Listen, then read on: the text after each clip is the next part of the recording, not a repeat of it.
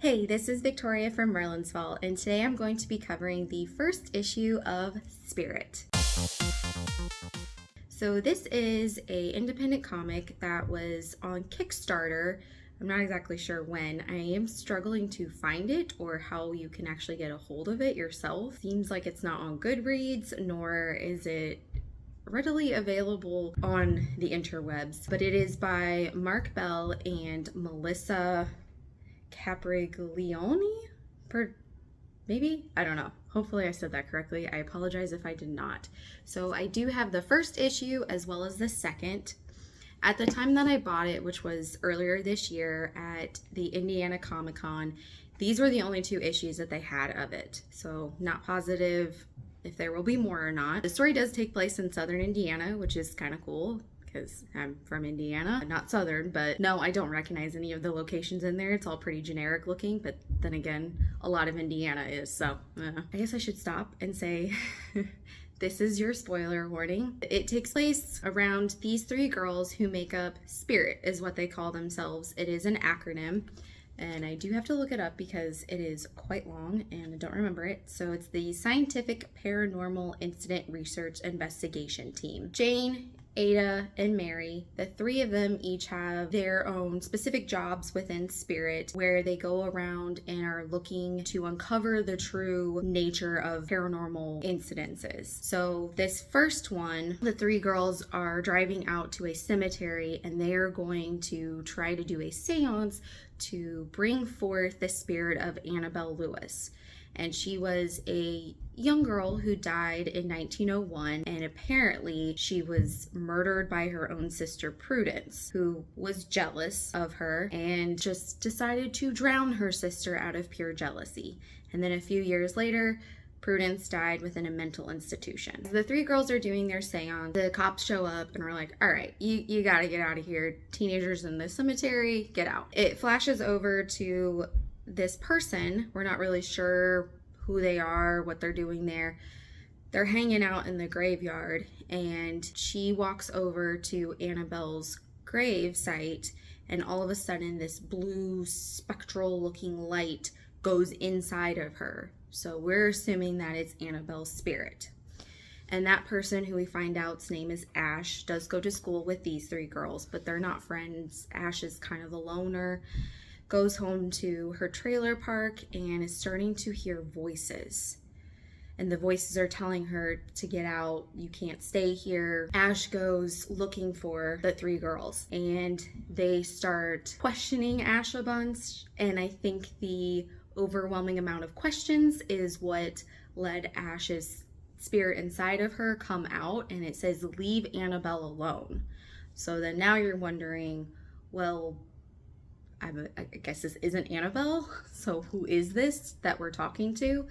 And the four of them start doing some more research and decide the best thing to do is to go back to the gravesite. I don't know if that's the best thing to do or not, but that's what they decided. When Ash goes back to Annabelle's gravesite, the ghost inside of her starts to come out again, and it's like, leave my sister alone. I have to protect my sister. So then you're starting to wonder, okay, well, if you're trying to protect your sister, how would you really have murdered her in the first place? So what else is going on here? The ghost of Annabelle actually comes out, and it's sweet, the two of them together.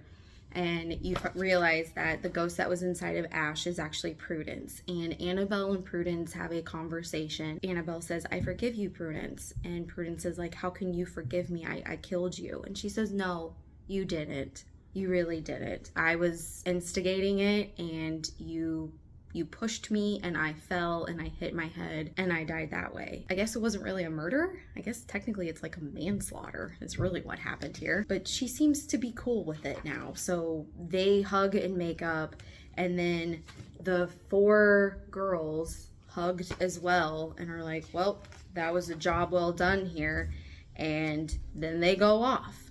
And the last frame that we see are these two people with Spirit there, and they're talking about the blonde one, which is Ash, and that she is a conduit for spiritual energies. They're just like, well, we're gonna keep an eye on her, and that's it. So issue 1 is done then, but then there is a little bonus issue, I suppose, that is over here. And the artwork is fairly similar, but slightly different, obviously to indicate that this is not part of the main storyline. And it's just the three girls from the beginning, and they're doing a little mini video that they're going to go over their video equipment because they've reached 20 subscribers.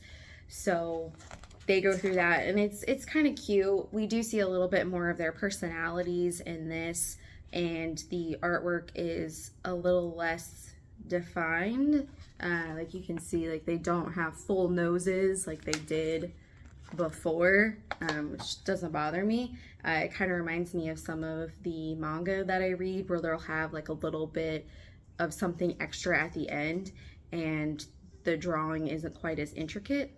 You know, I don't care, it's fun. They decide to pull out a Ouija board, and then that's really it. There's not a whole lot of cliffhanger to it, so if you did want to just read this, you could. I mean, there's like the secret agents at the end that could potentially lead to something. I haven't read the second one yet. I don't know. I was kind of like, I read it and nothing really happened. The kids never did anything to actually solve the ghost that was inside of Ash. The ghosts did it themselves. There wasn't any character growth, and I know, again, it's just a single issue, but I had to look up their names. I can't really tell you anything about the girls individually. Like, they don't have a lot of differences in their personalities at this time. I really didn't feel a lot of connection to any of the characters because it just kind of, things happened to them and everything resolved around them, whether or not they were involved, really. I do like to support independent comics. I'm always one to pick those up. I will be buying a lot. Anytime that I go to a convention, I'm always looking for these, and I don't regret giving it a chance, but I would not bother sleeving it. I'm not going to read this again. I will read the second one just because I have it. Not one that I would be recommending to anybody else because there's not a lot that happens, and there's a lot of really good stuff out there that have much better storylines. And maybe it's for a bit of a younger audience, but still, there's better storylines out there. If you're looking for a story that is a bit on the younger side and does have paranormal investigation, I would check out my video that I did on Mason Mooney, Paranormal Investigator. That one had a really fun storyline and stuff happens in it. This just didn't really do much for me. So I know that both Mark and Melissa have done other things. As I said, I could not find this on Goodreads, but her other work is on there. There's one called The Dog Night that did look kind of interesting. And then there's another that seems to have gotten fairly good praise, and that is Basil and Oregano. So maybe check out those before checking out this one.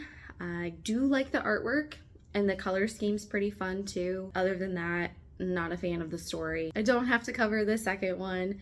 I am finishing up a novel that I do plan to cover as well too. I'm going to be splitting between comic books, novels, graphic novels, because I like to read a lot, so I will do another one of those.